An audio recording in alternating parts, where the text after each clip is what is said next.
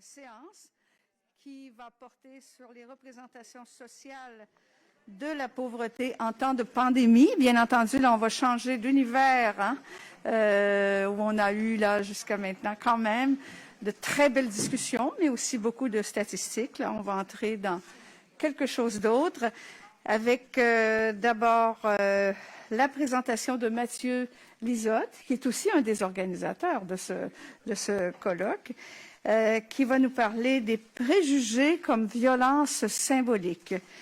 Étude de cas sur les personnes en situation de pauvreté au Québec.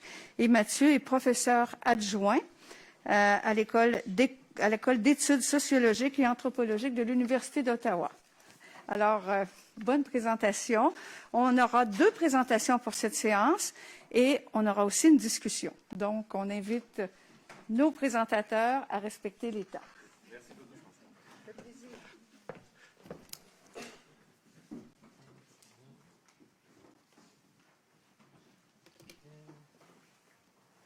Alors, bonjour à tous. Alors, comme Francine dit, ma présentation, je crains, va être un petit peu différente de ce matin, mais différente dans une bonne manière. Peut-être un peu plus théorique que ce matin, mais comme Robertson me disait hier, ou du moins il me relatait ce que son ancien prof de philo lui disait, il n'y a rien de plus concret que l'abstrait. Alors, on va un peu tester cette devise aujourd'hui. Alors, ultimement, dans ma présentation d'aujourd'hui, je souhaite souligner le rôle du pouvoir en lien avec les représentations sociales de la pauvreté.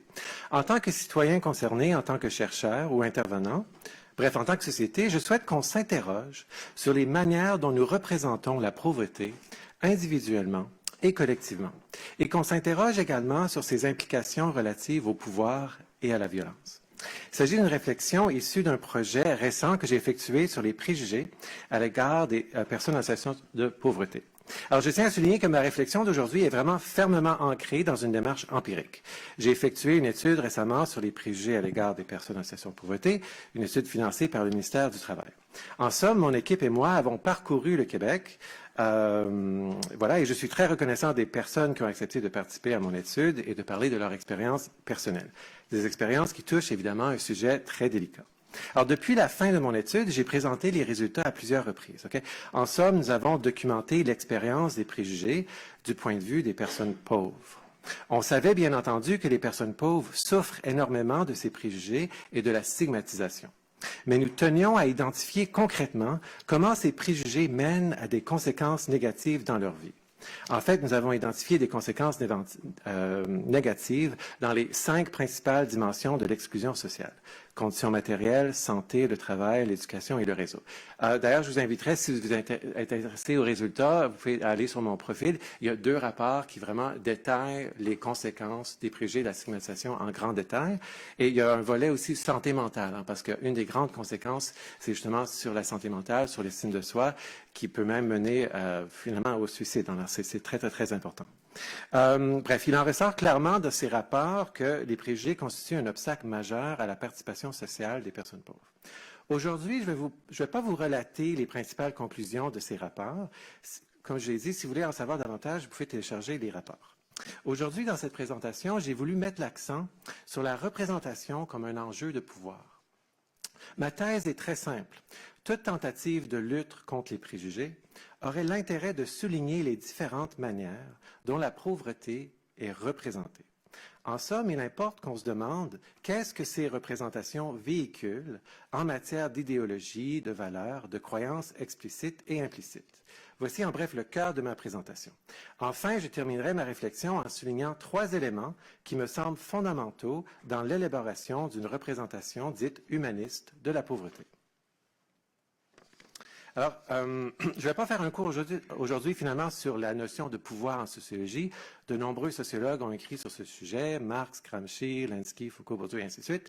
Je peux néanmoins souligner quelques éléments clés. Marx a souligné le lien entre le pouvoir, les croyances et l'idéologie. Gramsci est allé plus loin avec sa notion d'hégémonie. Foucault a élaboré un cadre théorique détaillé pour conceptualiser le pouvoir à partir du sujet, c'est-à-dire l'individu dans sa subjectivité, soulignant notamment que l'on ne peut définir l'identité d'un individu sans examiner le pouvoir, car les catégories qu'on utilise pour s'identifier et identifier les autres sont aussi imprégnées de relations de pouvoir, et cela souvent implicitement.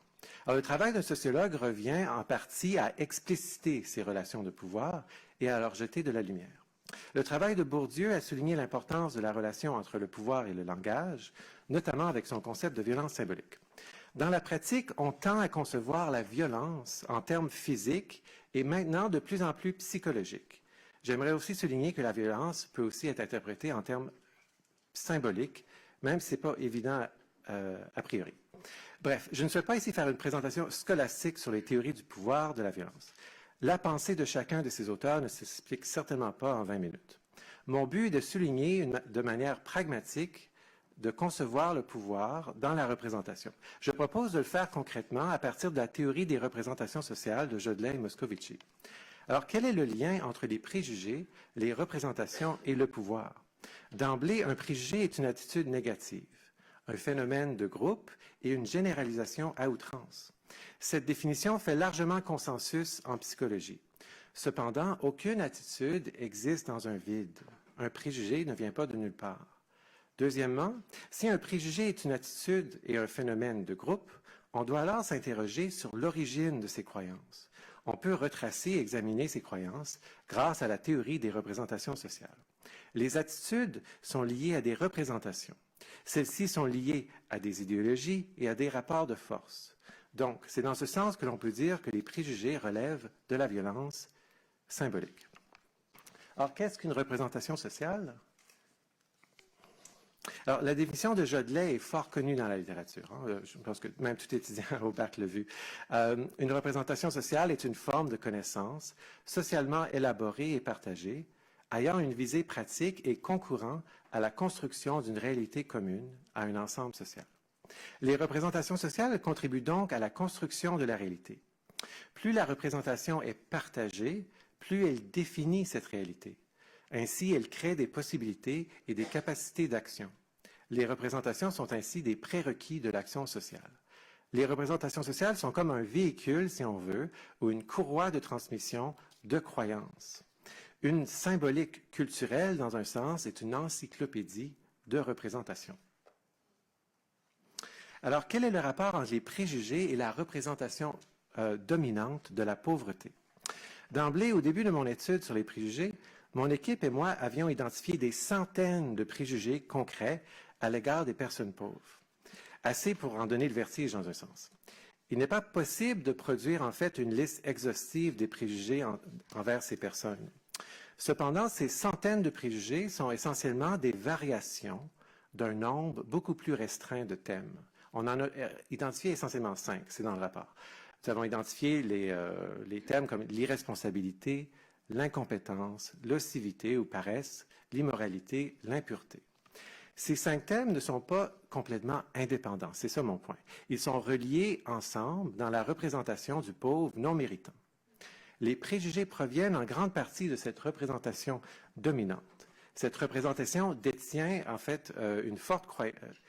Ça revient finalement à la croyance suivante. La croyance que la majorité des personnes en situation de pauvreté le sont de leur propre faute, par irresponsabilité, par incompétence, par manque d'effort et ainsi de suite. On voit ainsi à quel point les représentations ne sont pas sans incidence idéologique ou politique. Il en vaut la peine de creuser un peu plus loin dans la théorie des représentations sociales avant de discuter la possibilité d'une nouvelle représentation et comment ça pourrait ressembler, à quoi ça pourrait ressembler. Alors, on peut concevoir les représentations sociales au niveau transsubjectif ou culturel, si vous voulez, au niveau intersubjectif et au niveau subjectif. Alors, le niveau subjectif fait référence aux croyances culturelles. Les représentations au niveau transsubjectif sont imposées sur les individus. On peut être en accord ou en désaccord avec ces représentations, mais on ne peut les ignorer. Ces représentations sont transmises dans la culture primaire. Les 2 représentations dominantes de la pauvreté sont essentiellement le pauvre méritant et le pauvre non méritant. Un individu n'est pas obligé de croire que les pauvres sont non méritants, mais il doit constater que c'est une représentation fortement répandue dans la société. Peu importe les groupes auxquels un individu appartient, il sera au courant de ces grandes représentations. C'est ça l'idée du transculturel, si on veut, du transsubjectif. Le schème culturel vis-à-vis de la pauvreté est essentiellement ancré sur l'évaluation morale des personnes pauvres qui vise à les catégoriser dans 2 groupes, les méritants et les non-méritants. Cela rejoint bien d'ailleurs l'expérience des personnes pauvres à qui j'ai parlé il y a quelques années, qui doivent constamment finalement montrer qu'ils se rangent du côté des bons pauvres pour recevoir de l'aide, une sorte de performance de carrière morale, si on veut. Alors, maintenant, les représentations au niveau intersubjectif. Le niveau intersubjectif fait référence aux confrontations des croyances et des représentations entre les groupes et les individus. Les relations de pouvoir se maintiennent ou se transforment au niveau intersubjectif. Les relations de pouvoir sont formées en partie des représentations que les groupes ont des autres. On comprend cette dynamique assez intuitivement finalement. Les croyances et les représentations sont fortement liées. Par exemple, on n'est pas surpris que les membres de la gauche politique attribuent davantage les causes de la pauvreté à la malchance et à l'injustice, tandis que la droite attribue la pauvreté davantage à la paresse et à la criminalité. Le premier adhère davantage à la représentation du pauvre méritant, tandis que le deuxième adhère davantage à la représentation du pauvre non méritant. Les membres du centre politique adhèrent, si on veut, à une sorte de compromis entre les deux, où il y a une tension dans cette représentation et de croyance. Les représentations sont liées au pouvoir dans la mesure où elles se font en quelque sorte concurrence pour l'interprétation dominante au sein du discours public. Cette concurrence revient non seulement à une lutte politique, mais à une lutte pour définir la réalité. Ces luttes d'interprétation sont omniprésentes. Par exemple, il y a une lutte d'interprétation concernant les prestations du bien-être. Pour certains, il s'agit de l'argent gaspillé qu'on donne à des non-méritants, à des fainéants. Pour d'autres, il s'agit d'une somme que l'on donne par solidarité. D'autres le contestent encore en disant qu'il ne devrait pas avoir de prestations d'aide sociale, mais plutôt un revenu minimum garanti. Chacun de ces groupes ont leurs propres croyances et représentations de la pauvreté. Une lutte d'interprétation similaire concerne les subventions d'entreprise. En somme, plus les groupes d'un groupe adhèrent à une représentation, plus la croyance devient forte à l'intérieur de ce groupe. Par la suite, à plus grande échelle, plus de groupes adhèrent à une représentation particulière, plus elle devient évidente ou implicite, moins elle est contestée. Donc, plus elle s'impose au niveau, soi-disant, transsubjectif. Par la suite, il y a le dernier niveau, avant que je rentre dans la partie un peu plus concrète. Le niveau subjectif est également important car il implique l'interaction entre la conscience individuelle et les croyances représentations de groupe. C'est un niveau important car tout individu, bien sûr, détient une conscience. Par la socialisation culturelle et groupale, l'individu intériorise les croyances culturelles et les croyances des groupes auxquels il appartient. C'est l'aspect hétéronome de l'individu, c'est-à-dire où les valeurs proviennent de l'extérieur. Cependant, tout individu détient aussi une capacité d'autonomie, donc la capacité de raisonnement par lui-même. Il peut ainsi remettre en question les croyances qu'il a intériorisées, d'où un potentiel de changement. Donc, tout individu a intériorisé les grandes représentations culturelles de la pauvreté. Selon ses croyances personnelles, on pourrait ranger l'individu dans certains groupes. Au gré des discussions et des dialogues, un individu peut contribuer à maintenir ou à changer une représentation dans les groupes auxquels il appartient, comme il peut contribuer à maintenir ou changer une représentation des membres des groupes auxquels il n'appartient pas. Cela souligne, en somme, le pouvoir infinitésimal, mais concret quand même, de l'individu à changer les représentations sociales au niveau subjectif et par la suite peut-être même au niveau culturel. Ce qui revient plus concrètement à ma préoccupation ici, la question que je me pose, c'est comment alors lutter contre les préjugés quand on conçoit ceux-ci reliés à des représentations sociales? Alors, ultimement, pour lutter contre la pauvreté et ses préjugés notamment, j'estime qu'il faut revendiquer une nouvelle représentation de la pauvreté qui ne met pas l'accent sur la faute individuelle. On comprend que les représentations sociales changent dans le temps. Par exemple, dans le cas de la santé mentale, on pensait avant que les problèmes psychologiques étaient liés au mauvais esprit, à la possession diabolique. Ce n'est plus la représentation dominante qu'on a de la santé mentale, et heureusement. Les causes des troubles de santé mentale sont maintenant conçues d'un point de vue médical et social, ce qui aide énormément à déstigmatiser ces conditions. Un but qui n'est pas encore accompli, bien entendu. Un procès similaire, en fait, s'est produit à travers les revendications féministes. La liberté accrue des femmes dans la société et le marché du travail s'est produite au fur et à mesure que de nouvelles représentations des femmes ont été normalisées. Des femmes au travail, des femmes en génie, des femmes comme chefs d'État, et ainsi de suite. En somme, on lutte contre les préjugés, en partie en revendiquant et en normalisant de nouvelles représentations, d'où le lien entre les représentations et le pouvoir. Alors, si c'est le cas, comment devrait-on représenter la pauvreté? La question est lourde si on garde à l'esprit l'ampleur de ses implications. Toute tentative de lutte contre les préjugés doit se focaliser à la fois sur le niveau subjectif et intersubjectif. C'est à ces niveaux, ultimement, où la réforme peut se produire. L'objectif ultime serait de changer la représentation dominante au niveau culturel. Alors, je n'ai pas ici la prétention de vous dire ce que devrait être la représentation dominante de la pauvreté. Ce n'est pas mon rôle de le définir, c'est une responsabilité collective. Je n'aurais pas ce pouvoir et je n'aimerais pas cette responsabilité si j'avais ce pouvoir. Nous avons soutenu que l'ensemble des préjugés à l'égard des personnes en situation de pauvreté est fortement lié à la représentation du pauvre non méritant. Dans cette perspective, les préjugés à l'égard des personnes en situation de pauvreté et leurs conséquences vont persister aussi longtemps que l'image du pauvre non méritant demeurera la représentation sociale dominante. C'est ainsi que nous interrogeons quant aux représentations possibles des personnes en situation de pauvreté, lesquelles pourraient promouvoir une représentation humaniste et dépourvue de violence symbolique tant que possible. Humaniste, ici dans le sens philosophique, c'est-à-dire une doctrine qui place la personne humaine et son épanouissement au-dessus de toutes les autres valeurs. Les nombreuses discussions que nous avons eues avec les personnes en situation de pauvreté nous ont permis d'identifier 3 éléments fortement liés les uns aux autres qui pourraient servir de base pour cette représentation alternative. Okay? Alors, je vais y aller un petit peu plus vite pour respecter le temps. Voici les 3 éléments. Le premier élément est le suivant. La pauvreté ne doit pas être un statut maître. C'est-à-dire le fait d'être en situation de pauvreté ne doit pas éclipser l'ensemble des autres caractéristiques et qualités d'un individu. Ici, c'est un point très important à lier avec le vécu des personnes en situation de pauvreté, comme forme de violence symbolique. Il est très frustrant pour elles que leur situation de pauvreté éclipse l'ensemble de leur passé. Les personnes pauvres ont le sentiment que l'ensemble de leur identité est effacée dès lors qu'elles se trouvent en pauvreté. Les participants et les participantes de mon étude ont souvent fait des affirmations comme telles. Je suis aussi mère, je suis père, je suis frère, j'ai une éducation, j'ai travaillé pendant 25 ans, je suis bénévole. Comment se fait-il que maintenant, je suis juste un ou une pauvre au regard des autres? En somme, il n'y a pas de pauvres, mais il y a des personnes en situation de pauvreté. Alors ça, c'est le premier élément. Deuxième élément que je propose pour guider cette nouvelle représentation humaniste, c'est que toute personne peut se retrouver dans une situation de pauvreté au cours de leur vie. Vanité des vanités, tout est vanité. Plusieurs ont la prétention de penser qu'ils ne se retrouveront jamais en situation de pauvreté. L'idée derrière cette recommandation ici est d'essayer de défaire la frontière morale entre les personnes pauvres et non pauvres. Beaucoup se disent « moi, je ne me laisserai jamais vivre du bien-être » ou même « je préférerais même me suicider ».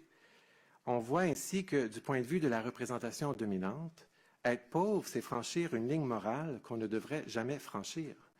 Dans ces conditions, qui oserait avouer être en situation de pauvreté? Qui oserait confesser avoir déjà été pauvre? Il est très difficile de sortir de la pauvreté quand on ne peut même pas avouer être ou avoir été en situation de pauvreté. Il est important de dédramatiser un tant soit peu la situation. Les personnes pauvres ne feront plus l'objet de violences symboliques le jour où elles pourront dire ouvertement « j'ai déjà été pauvre, ça a duré X temps et c'est correct ». Troisième élément, avant ma conclusion, tomber en situation de pauvreté comporte plusieurs facteurs et circonstances qui ne relèvent pas exclusivement de la responsabilité individuelle. C'est un peu formulé comme un avocat ici, mais il y a une raison pour ça. Il y a clairement une fascination à déterminer la part de la responsabilité des personnes pauvres. C'est parce que le schéma d'interprétation dominant culturel est basé sur cette dichotomie pauvre méritant, non méritant. Dans la réalité empirique, le parcours des personnes pauvres comprend des contextes et des circonstances qu'on ne peut pas réduire uniquement à la faute individuelle. Quelle que soit la raison particulière, il n'en demeure que des gens se retrouvent dans cette situation année après année. Donc, des solutions concrètes doivent être apportées. Une représentation humaniste de la pauvreté soulignerait que personne ne mérite de rester dans cette situation de manière permanente, quelle que soit sa faute ou son niveau de faute.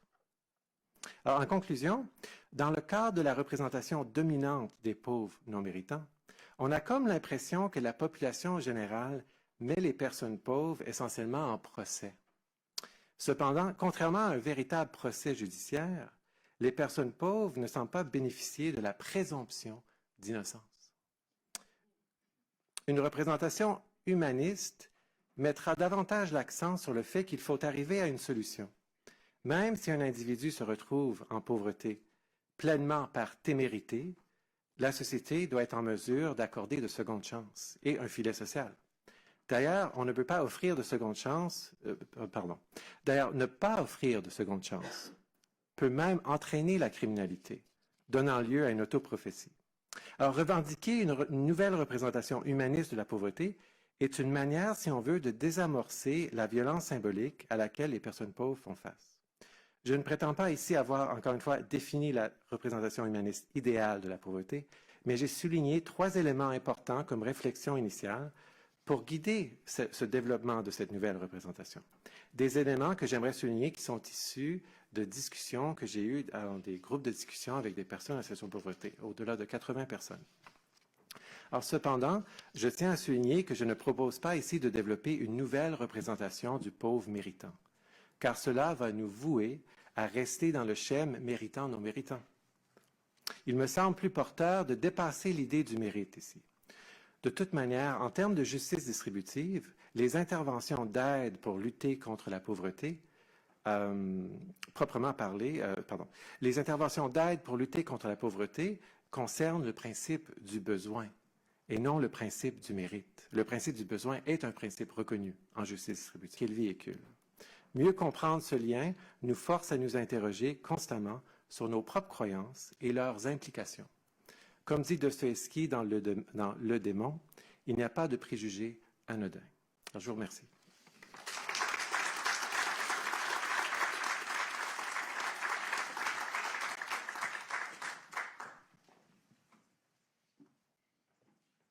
Merci Mathieu. Nous n'avons pas la même hauteur. Alors, j'inviterai Normand Landry qui va nous parler des inégalités, et là, on va revenir sur le terrain de la COVID, impact de la crise sanitaire sur les opinions à l'égard des personnes assistées sociales et leur représentation médiatique au Québec. Normand Landry est professeur titulaire de la chaire de recherche du Canada en éducation aux médias et droits humains à l'Université TÉLUQ. Voilà. Merci.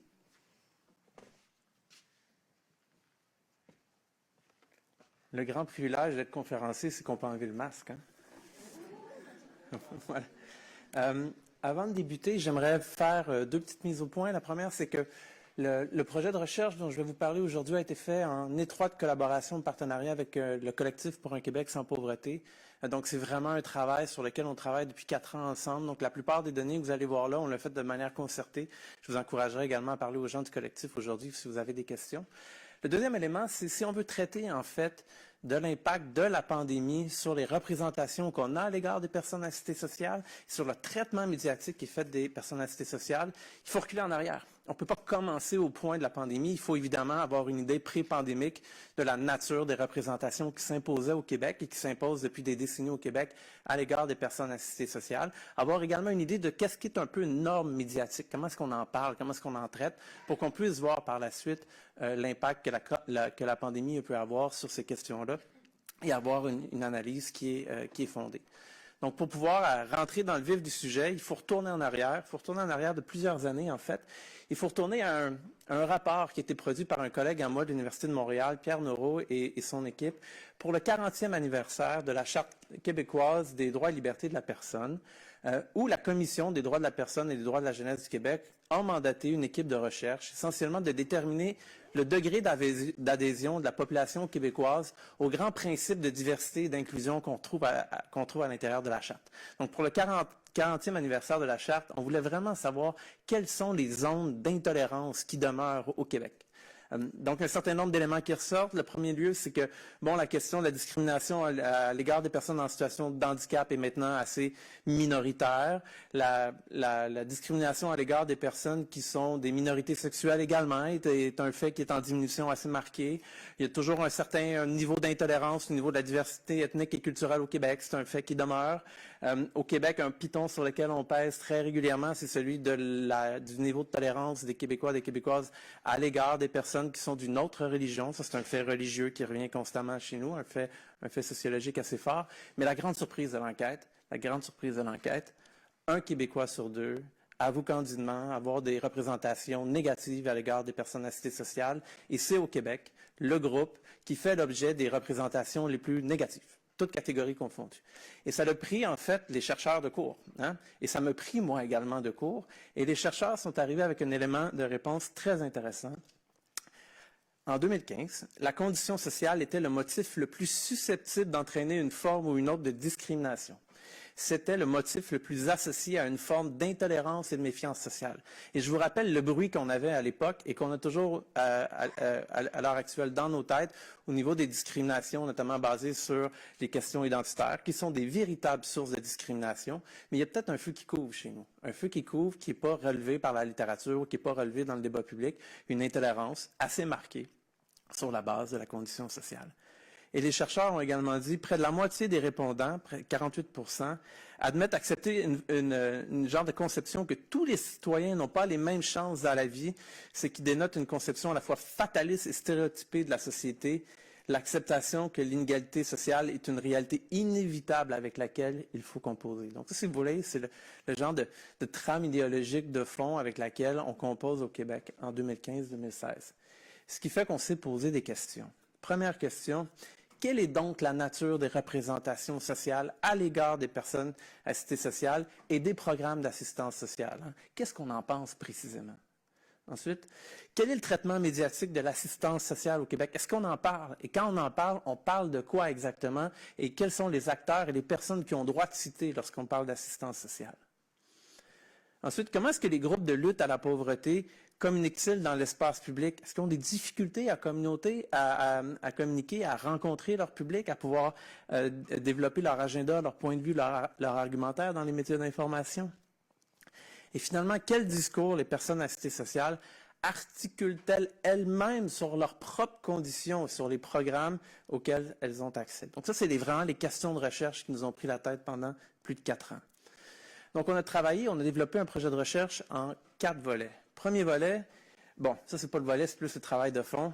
On s'est collé, j'avais pas de cheveux gris avant, à une analyse des politiques publiques en matière d'assistance sociale au Québec. Pour ceux et celles qui font affaire avec ces politiques-là, vous savez à quel point c'est un jargon incompréhensible, multiplier des règles qui changent également de manière très régulière. Donc, on s'est évidemment attelé à faire une fine analyse, en fait, de chacun des articles pour identifier l'ensemble des règles restrictives qui s'appliquent aux gens qui veulent avoir recours à l'assistance sociale ou qui ont recours à l'assistance sociale au Québec. On a également fait une analyse des pratiques de communication publique de 14 groupes de lutte à la pauvreté au Québec. Et par groupe de lutte à la pauvreté, on entend soit des groupes qui offrent des services à des gens en situation de pauvreté ou encore des groupes qui militent au nom de personnes qui sont en situation de pauvreté. On a procédé à l'analyse de la couverture médiatique de l'assistance sociale sur plus de 2 ans. On a aspiré 1,3 million d'articles journalistiques publiés en ligne, puis on en a fait l'analyse pour identifier chaque article qui traite d'une manière ou d'une autre d'assistance sociale chez nous. Finalement, on a tenu un sondage représentatif sur les perceptions du grand public à l'égard des personnes assistées sociales, donc pour avoir une idée très claire, très détaillée de ce que les gens pensent des personnes assistées sociales et des programmes. Et on a tenu des entrevues de fond avec 105 personnes assistées sociales dans 7 régions administratives du Québec. Donc, on a entendu leur voix, leur discours, leurs perspectives, leur histoire de vie. Et ça, c'est mon petit bébé personnel. On va terminer avec ça. On a également pris plus de 86 portraits photographiques pour humaniser les gens, pour pouvoir rencontrer, mettre en lien, en fait, leur récit de vie avec des photos. Et tout ça va atterrir dans une exposition qui va prendre place cet automne. Vous me permettrez à la fin un petit pitch de vente assez rapidement. Donc, premier volet, le volet communication. Les groupes nous ont fait part, de manière répétée, systématique, de profondes difficultés à rejoindre leur public, à rejoindre la population dans un contexte, et ça c'est le contexte, c'était très spécifique, ça a été rappelé souvent, de capacités organisationnelles qui étaient vraiment limitées, mais également d'une hostilité, d'une méconnaissance ou d'une indifférence vis-à-vis de leur mandat de lutte à la pauvreté ou des populations qu'elles desservent. Donc déjà, là, en partant, là, communiquer publiquement sur ces enjeux-là, sur ces questions-là, au nom de ces populations-là, au Québec, c'est difficile. Ils nous ont également fait part de leurs méthodes pour rejoindre les grands médias d'information et c'est des méthodes qui sont peu effectives. C'est des méthodes qui sont fréquemment excessivement conventionnelles. On va écrire une lettre d'opinion, on va faire une manifestation, qui sont limitées dans leur potentiel, dans leur spectre et qui sont souvent peu professionnalisées aussi. Mais il y a des raisons très évidentes pour ça. On va y revenir dans une seconde. Les groupes, et on l'a entendu ce matin encore et encore, font l'objet de grandes fractures numériques internes, c'est-à-dire à la fois les gens des groupes ont des enjeux de fracture numérique importantes. Ils n'ont pas les technologies, ils n'ont pas les ressources, ils n'ont pas l'expertise, ils n'ont pas les connaissances, ils n'ont pas les équipements. Mais également, le problème, c'est leur propre public. Les gens qui désirent mobiliser sont souvent l'objet, en fait, d'inégalités numériques qui sont importantes. Donc, il est très difficile d'utiliser les outils numériques pour pouvoir rejoindre leur public et pouvoir les mobiliser de manière concertée. Donc, ça également, c'est une difficulté qui nous ont fait part. Et en somme, là, la question de la communication publique, la question d'entrer en relation dans l'espace public sur la question des personnes assistées sociales et de leur réalité d'existence, ça démarque chez les groupes qu'on a rencontrés qui n'avaient ni les ressources, ni l'expertise, ni le temps, ni les moyens pour pouvoir s'investir pleinement. Vous connaissez la réalité aussi bien que moi. La permanence des groupes sont souvent limitées. Leur travail, leur définition de tâches, c'est toute tâche connexe et nécessaire. Donc, dans ce contexte-là de feu à éteindre, d'urgence, de responsabilités très lourdes, investir en communication, investir en stratégie communicationnelle, ce n'est pas quelque chose qu'on peut faire à court et à long terme. Donc, maintenant, rentrons dans le domaine de la représentation médiatique. Donc, on a parlé que les groupes ont déjà de la difficulté à s'exprimer dans l'espace public. La question qui se pose, les médias d'information, ils en traitent comment? Donc, en 2017 et 2018, le poids médiatique global de l'assistance sociale, c'est 0,2 % de l'actualité québécoise. Donc, ce qui nous permet de dire que quand on parle d'assistance sociale au Québec, c'est un non-enjeu médiatique ou un thème médiatique que je pourrais qualifier de résiduel. On en parle excessivement peu. Très rarement. Donc, pourtant, à l'époque, les chiffres sont en diminution marquée depuis quelques années, mais c'est une population qui est nombreuse, qui est en situation fréquemment de grande vulnérabilité, mais le traitement médiatique ne correspond toujours pas au poids de la population. Donc, ça, c'est une chose qui est intéressante. L'autre élément qui est intéressant, et vous voyez le graphique ici, c'est quels sont donc les locuteurs, les gens qui parlent dans les médias, les gens qui sont cités dans les médias. Eh bien, 15 des 16 personnes les plus citées en 2017-2018 sont des acteurs gouvernementaux, des hommes et des femmes politiques. Il n'y a qu'une seule personne du collectif pour un Québec sans pauvreté qui fait le top 16, en fait, des personnes les plus citées dans les médias d'information au Québec pour parler d'assistance sociale. Et ça, c'est important. Et ça, c'est important pour une raison très spécifique. C'est notre prochaine diapositive. Ça veut dire que les thèmes de l'assistance sociale au niveau médiatique sont essentiellement cadrés par les hommes et les femmes politiques chez nous. Et donc, que le thème qui est repris fréquemment par les médias d'information sont ceux que les hommes et les femmes politiques privilégient. Et les thèmes privilégiés, c'est ceux de l'emploi et de l'accès au travail. Pas le logement, pas l'éducation, pas la monoparentalité, pas l'insécurité alimentaire, l'accès à l'emploi, l'accès au travail. Donc, le cadrage médiatique favorise en fait un certain nombre de thèmes prédominants qui tendent ensuite à s'imposer dans l'espace médiatique comme étant structurant. Donc ça, pour nous, c'est quelque chose de très important. En conclusion de ce volet-là, il y a vraiment une couverture médiatique qui est résiduelle, qui est consacrée à l'assistance sociale au Québec. On voit également qu'il y a une incapacité des groupes à mettre à l'agenda médiatique ces questions-là. La couverture médiatique de l'assistance sociale nécessite très fréquemment des accroches externes. Ce n'est pas un thème porteur en lui-même. Ça prend, par exemple, un afflux de réfugiés à la frontière canado-américaine qui vont avoir besoin d'aide sociale pour qu'on traite d'assistance sociale et d'aide sociale dans les médias. Ce genre d'éléments ponctuels-là qui surgit permet d'en parler dans les médias, mais très régulièrement, on ne va pas faire un article sur l'assistance sociale s'il n'y a pas un élément médiatique ou dans l'actualité qui émerge pour le mettre en lumière. Et finalement, la prédominance des locuteurs gouvernementaux et politiques se traduit par une prédominance des thèmes qui privilégient évidemment, et c'est probablement pas les thèmes que les milieux communautaires ou les gens qui sont inscrits dans des luttes à la pauvreté auraient tendance nécessairement à défendre. Maintenant, volet opinion publique. Nous avons demandé aux Québécois et Québécoises leur degré d'appréciation favorable envers un certain nombre de groupes. On a voulu, si vous voulez, répliquer un peu l'étude de Noro de 2015 pour voir si les choses avaient évolué essentiellement, et ça, on l'a fait en 2019. On leur a demandé leur degré d'opinion favorable envers les Canadiens, les gays, lesbiennes, les gens sur l'assistance, sur l'assurance chômage, les féministes, ensuite les partis politiques. Grande surprise, grande stabilité des opinions à l'égard des personnes assistées sociales, à l'exception des hommes et des femmes politiques, c'est le groupe le moins aimé au Québec. Il y a juste les politiciens qui vont plus bas.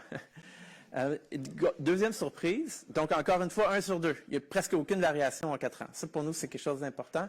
Mais un élément clé à retenir aujourd'hui, la manière avec laquelle on nomme les personnes assistées sociales est déterminante dans le degré d'opinion favorable que les Québécois entretiennent à leur égard.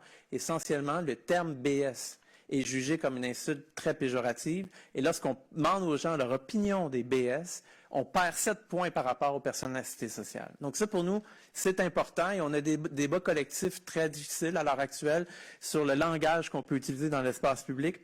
Là, à l'heure actuelle, on a un exemple très déterminant qui démontre que la manière avec laquelle on nomme les choses a un impact sur les représentations qu'on s'en fait. Et notamment, à l'heure actuelle, une population qui est vulnérable. Donc ça, c'est quelque chose d'important. Ensuite, les Québécois et les Québécoises surestiment massivement le coût des programmes d'assistance sociale chez nous par un degré de 7. Ils pensent que ça coûte 7 fois plus cher que ça coûte en réalité. Si on se base uniquement, évidemment, sur le poids des prestations offertes sur les finances publiques, on n'a pas les moyens, en fait, d'évaluer le coût de la gestion des programmes si on ne l'a pas comptabilisé. Mais en 2017-2018, les prestations d'assistance sociale coûtaient environ 2 à 3 du budget de l'État québécois. Les Québécois et les Québécoises pensent que ça coûtait jusqu'à 21 essentiellement. Et ça, on va y revenir tout à l'heure. Lorsqu'on les informait des coûts réels des programmes d'assistance sociale au Québec, une majorité de Québécois et Québécoises n'augmenterait toujours pas le budget consacré à ces programmes-là. Donc, ça vous donne également une idée de la vague de fonds ou des résistances ou du cadre général à laquelle s'inscrit la conversation collective sur l'assistance sociale chez nous. En janvier 2020, ça a évolué un peu. Une personne assistée sociale, jugée sans contrainte sévère à l'emploi, recevait une prestation de base de 690 $ et une personne assistée sociale qui était considérée avec contrainte sévère à l'emploi recevait 1 088 $ par mois. Ça, c'est les chiffres qu'on avait en janvier 2020. On a demandé aux Québécois et Québécoises quels seraient donc les montants que vous accorderiez aux personnes assistées sociales. En moyenne, pour une personne assistée sociale jugée sans contrainte sévère à l'emploi, donc considérée apte à travailler, les Québécois et Québécoises leur donnaient 714 $. Ça, c'est important. Les Québécois et les Québécoises désirent, on va revenir en conclusion, maintenir les personnes assistées sociales sous le seuil de la pauvreté. Ça, c'est important. C'est important. D'autres éléments importants, lorsque la personne est considérée être inapte à l'emploi, immédiatement, les Québécois doublent les montants donnés. Donc, la question de l'inaptitude, on en a parlé tout à l'heure avec Martin. Aptitude, inaptitude, méritoire, non méritoire, c'est structurant dans la conception que les gens ont des personnes assistées sociales au Québec. C'est déterminant. Donc, vous voyez que ça a un impact sévère. Ce qui nous amène à nos conclusions, je le redis, il y a un petit peu de redite, je m'en excuse. Les Québécois et les Québécoises veulent maintenir les personnes assistées sociales sous le seuil de la pauvreté, essentiellement parce qu'ils veulent les contraindre à l'emploi. Donc, la politique ministérielle qui dit on va articuler, en fait, la question de l'assistance sociale avec le revenu minimum, du salaire minimum, pour donner des incitatifs aux gens à retourner à l'emploi, c'est en phase avec l'opinion publique prédominante au Québec. La majorité des Québécois et des Québécoises n'augmenterait pas les budgets consacrés aux programmes d'assistance sociale, même lorsqu'on les informe des coûts réels de ces programmes. Et ce qu'on appelle l'heuristique de mérite associé au travail est déterminant. Chez nous, c'est le piton sur lequel peser. Littéralement, la question du rapport au travail. Aux États-Unis, par exemple, les programmes d'assistance sociale, les gens qui sont sur les programmes d'assistance sociale conjuguent en fait une discrimination basée sur la condition sociale et une discrimination beaucoup basée sur l'ethnicité. Donc, les rapports racisés aux États-Unis sont déterminants dans les représentations des personnes assistées sociales, pas chez nous. Chez nous, ça joue très peu. Chez nous, l'enjeu principal au Québec, c'est vraiment est-ce que les gens contribuent par le travail, par la fiscalité, à l'effort collectif ou est-ce qu'ils ne contribuent pas? Et lorsqu'ils ne contribuent pas, sont-ils obligés de ne pas contribuer, Colin Debin, ou est-ce que c'est un choix personnel? Donc, la question de l'aptitude ou l'inaptitude et les degrés, en fait, de perception sur qu'est-ce qui constitue une inaptitude ou une aptitude au travail est déterminante. Hein? Et nous, on a fait également un questionnaire dont je n'ai pas eu l'occasion de vous parler dans les slides ici. Mais on leur a demandé également qu'est-ce qui, pour vous, est un facteur d'inaptitude. Tout ce qui est des conditions médicales, c'est parfaitement accepté. Tout ce qui touche des conditions sociologiques de production et de reproduction de la pauvreté au Québec est jugé irrecevable chez nous au Québec. Vous venez d'une famille dysfonctionnelle, il y avait de l'alcool, papa battait maman, vous n'avez pas été éduqué correctement. Vous arrivez à 18 ans, vous êtes désarticulé, vous êtes plein de colère, vous avez de la difficulté à garder un emploi. Pour les Québécois, vous êtes apte au travail, essentiellement. Donc ça, c'est quelque chose d'important également à retenir. Et tout ça nous amène à la pandémie. Tout ça nous amène à la pandémie. En rappel, on a repris notre étude, si vous voulez, pendant le premier confinement. Donc, ça fait déjà 20 minutes. Je vais accélérer un peu. Donc, pendant la première vague de confinement, on a fait une analyse qui est déterminante. Entre mars et juin, on a refait une analyse média pour déterminer est-ce que la pandémie a affecté le traitement médiatique de l'assistance sociale chez nous. Et on a refait un sondage à la fin de la première vague de confinement en disant maintenant qu'on est tous assistés, maintenant qu'on a la PCU et tous ces programmes-là, maintenant que l'État-providence sort du placard, est-ce que maintenant ça a eu un impact significatif sur les opinions publiques et le traitement médiatique à l'égard des personnes assistées sociales? Je vais aller très vite parce qu'on va manquer de temps. Grosso modo, lorsqu'on parlait de la COVID dans les médias, la COVID, c'était le 2/3 de tout l'ensemble de la production médiatique au Québec. Donc, le 2/3 de tous les articles traitaient de la COVID. Et lorsqu'on traitait de la COVID, la santé était un article sur 2, suivi de l'économie, de la finance, de la politique et du sport. Et lorsqu'on parlait de la COVID dans les médias québécois, la question de la pauvreté occupait en moyenne 3% de la production médiatique globale qui en traitait. Donc, vous voyez que c'est un enjeu, mais c'est un enjeu qui est marginalisé par 4 thèmes prédominants qui ont vraiment accaparé, en fait, l'attention des médias. Et l'assistance sociale occupait 0,59% du corpus consacré à la COVID.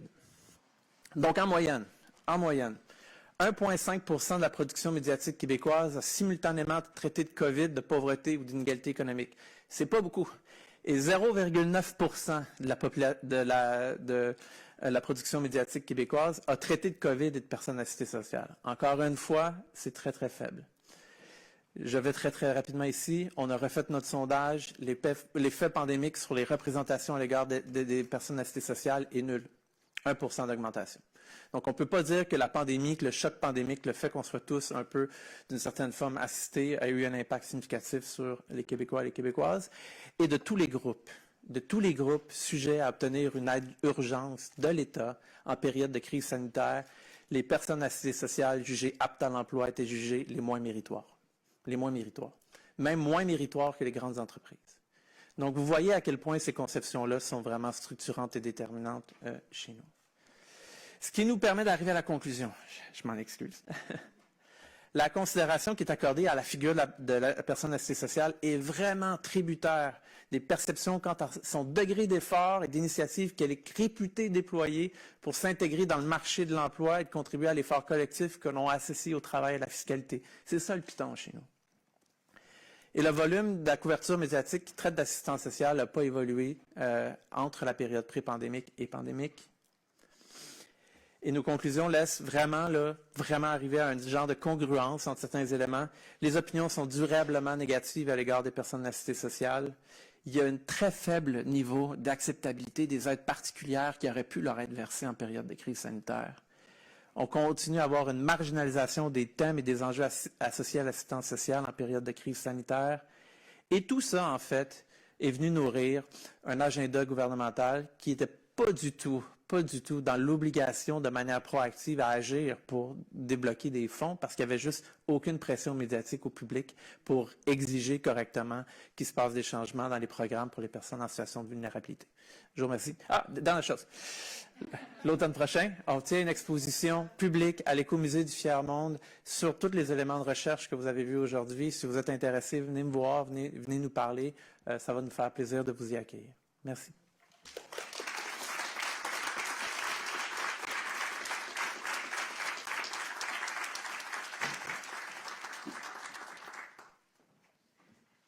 Alors, j'inviterai Mathieu et Normand à pouvoir répondre aux questions du public. Nous avons, comme pour les autres séances, une dizaine de minutes. Alors, voilà. Oui. Encore merci à Mathieu et à Normand pour leur présentation. Je suis pas mal au courant de certains de leurs travaux. Mais il y a une question fondamentale que vous avez évoquée, c'est l'influence de la représentation. Il y a un concept qu'on appelle la politique publique, le référentiel, c'est-à-dire comment on se représente une réalité. Et cette représentation-là a un impact sur la manière de concevoir la politique publique. Et ce que vous dites, c'est intéressant dans ce sens parce que les personnes qui élaborent les politiques publiques, si elles se représentent de façon négative les personnes en situation de pauvreté et d'exclusion sociale, forcément, les politiques publiques vont refléter cette représentation-là. Donc, du coup, vont amener une dichotomie entre aptes et inaptes, entre personnes capables ou incapables, ou ce lien qui n'est pas démontré entre travail et pauvreté. Je dis tout le temps au comité que le contraire de pauvreté, c'est pas riche. Être riche, c'est quelque chose, être en situation de pauvreté, c'est autre chose. Et il faut, en fait, pour lutter contre ça, qu'on valorise la lutte à la pauvreté. Et moi, je dis tout le temps qu'il faut changer, inverser la tendance, je ne vais pas être long, c'est donner une vision positive de la lutte à la pauvreté et l'exclusion sociale. Au lieu de dire tout le temps ce que la pauvreté coûte, mais dire ce que prévenir la pauvreté engendre comme retombée positive à la société. Là, les gens se sentiraient peut-être beaucoup plus impliqués. Et je voulais poser une question, Robertson, excuse-moi. Est-ce qu'il y a des préjugés sur les personnes en situation de pauvreté parce qu'elles n'ont pas de pouvoir? Est-ce qu'elles ont du pouvoir, les personnes en situation de pauvreté?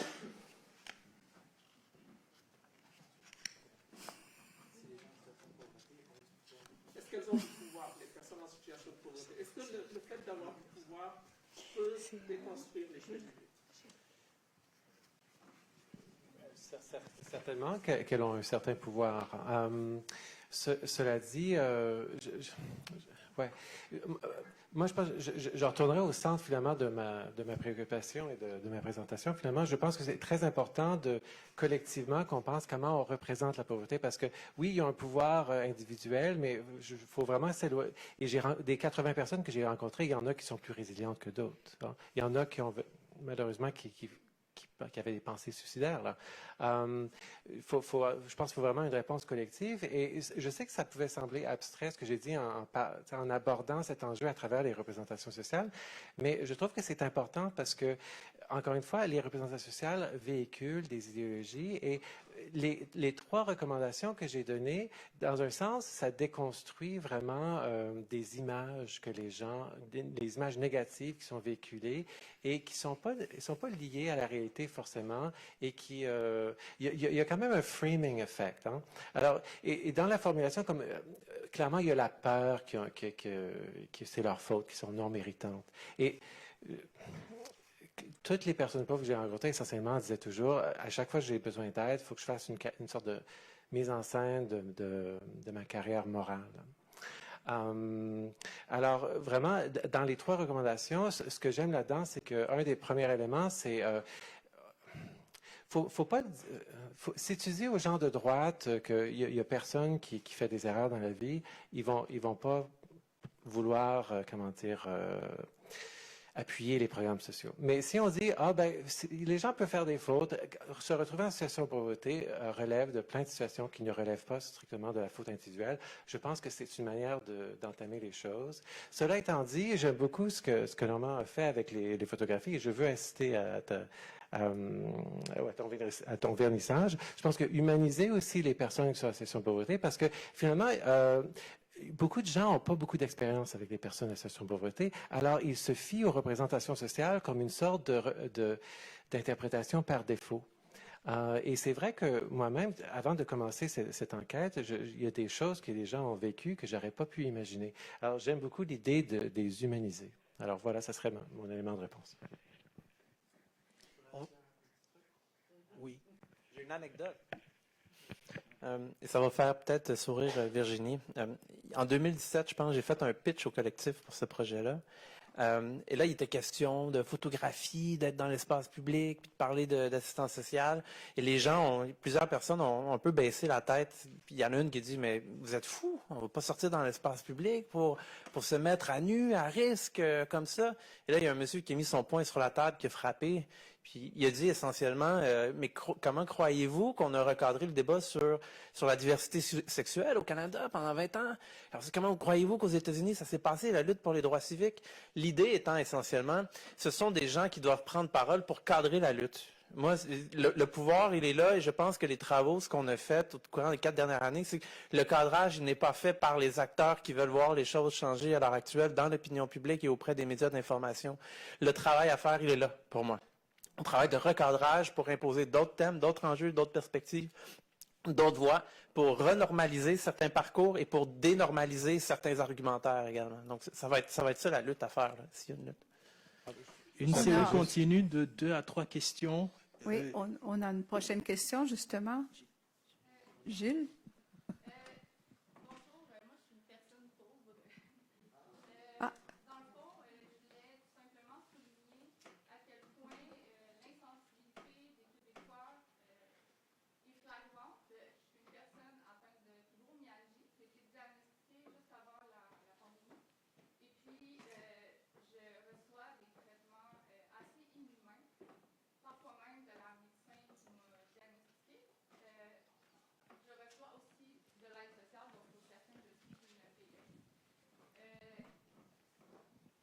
Excusez-moi, là, je ne suis pas full en santé. Ce que je voulais souligner, c'est ça, c'est que même au niveau des demandes d'aide sociale, je me fais répondre de manière froide, même si j'ai un diagnostic. Fait que je me demande si la sensibilisation ne devrait pas être faite à la source. C'est-à-dire que sensibiliser, oui, les gens de la population en général, mais aussi le personnel médical, les personnes qui vont faire les suivis avec ceux qui sont assistés de manière sociale. Je laisse tout simplement souligner ça. Merci.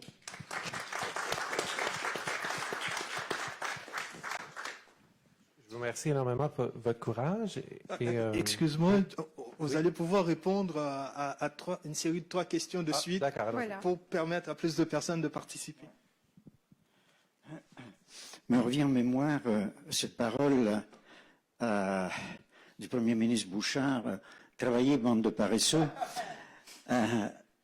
et comment ensuite il a suivi avec Landry et tout ça, cette distinction apte au travail, pas apte au travail, les contraintes et tout ça. Mais je voudrais savoir où est-ce que vous placez en quelque sorte la racine de ces représentations, de cette séquence, représentation, préjugés, comportement, à l'égard. Est-ce que la racine pourrait se trouver dans une philosophie morale de l'autonomie de la personne et que chacun doit être responsable et qui n'appartient pas, je dirais, à l'ensemble, alors que nous avons à côté de cela tout un ensemble de projets collectifs, universels, de prise en charge. Mais ce secteur-là, c'est comme si nous ne voulions pas le prendre en charge. Il y a quelque chose là. Est-ce que ça appartient à l'éminence au Québec du néolibéralisme, comme partout un petit peu ailleurs? C'est quoi l'idéologie qui serait derrière et qui engendre donc cette séquence de représentation et puis tout le reste là à l'égard de ce groupe? Remonter un petit peu, je dirais, dans la chaîne, surtout si on veut pouvoir intervenir. Il semble qu'il y ait aussi une autre question dans cette direction. Voilà.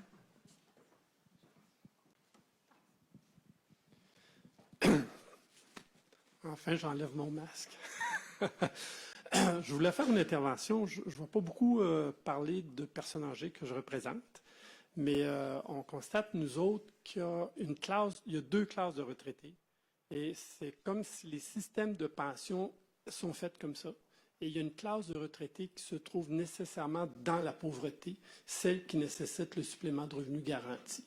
Et on a voulu faire des actions, des petits YouTube, on a tout un système de caméras et tout pour faire des petites émissions.